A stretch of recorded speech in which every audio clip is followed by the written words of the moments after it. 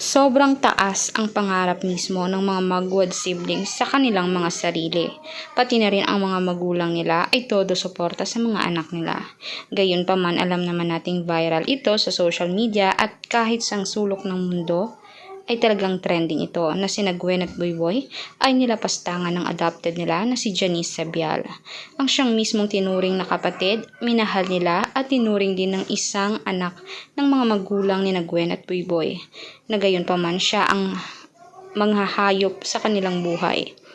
Tama nga mismo ang instinct ng magulang ni Gwen na parang tila may kasamaan o may kakaibang dala itong si Janice sa kanilang buhay na nagkatugma din mismo sa araw-araw na kanyang mga ipinapakitang aksyon.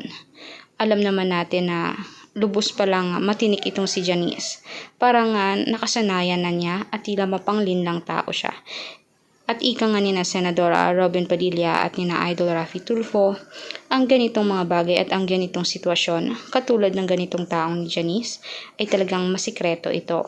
Malalim mag-isip at pinagplanuhan talaga. Hayop talaga kumbaga.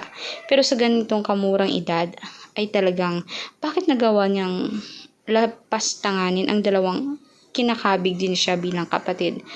Bakit kailangan ma-insecure siya at sirain ang buhay ng mga Magwood dahil lamang sa wala siyang pamilya? Alam naman natin na hindi lahat pala na malaanghel ang pagmumuka ay talagang mapagkakatiwalaan. Minsan ay sila pala mismo ang mas masama kumpara sa mga itsura na hindi kaaya-aya pero may mabubuting puso talaga. Kaya gayon pa man mga kanetizen, hinahangad ng mga senador at ng mga kapulisan kung ano dapat gawin dito sa mamamatay tao na si Janice Sabial. I-comment nyo sa baba.